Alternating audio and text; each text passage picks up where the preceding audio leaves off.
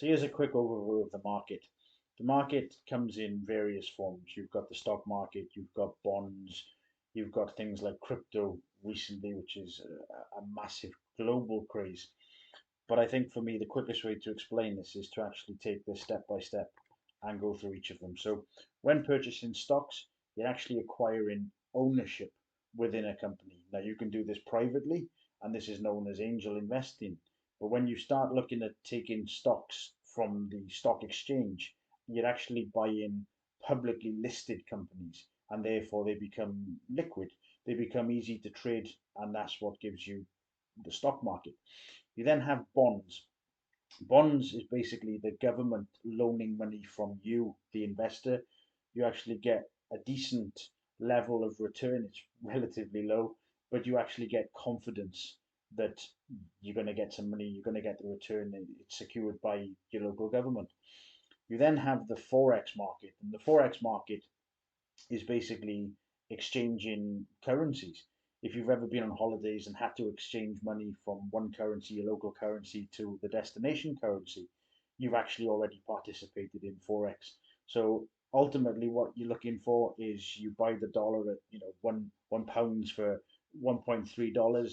If you then return with the same amount of money you started with, you'd actually convert that back. Now the chances are that dollar might have gone up or fallen down, and that will be the difference. It's that difference that actually makes up the Forex market as a whole. Forex is also traded by large institutions and a lot of companies, including Apple and so on. They will actually have chips and components acquired.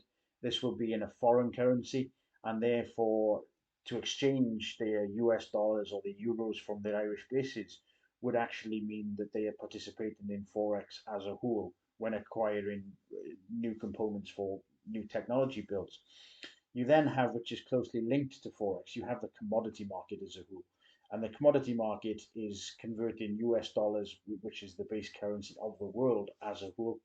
And you're actually taking these assets, again, very similar to the stock market. You're taking assets such as coffee or oil or gold and converting that from US dollars or into US dollars, depending on which way you're taking this. So when you actually have gold and you're acquiring gold, the only way to acquire gold is by using US dollars, converting that from your local currency, and then ultimately acquiring a lump of gold in a digital form.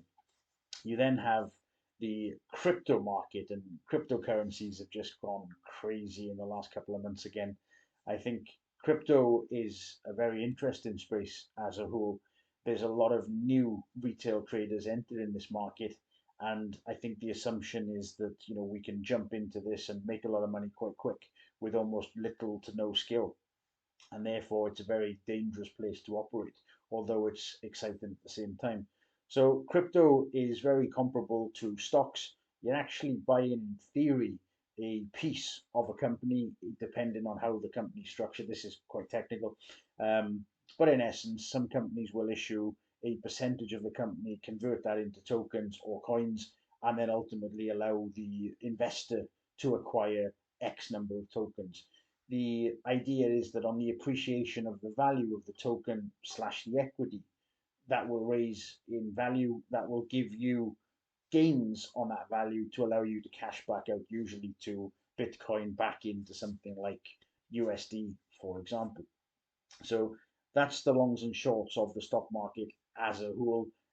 There's more in terms of other instruments to trade, but these are the key ones. These are the ones worth knowing about early on in the career.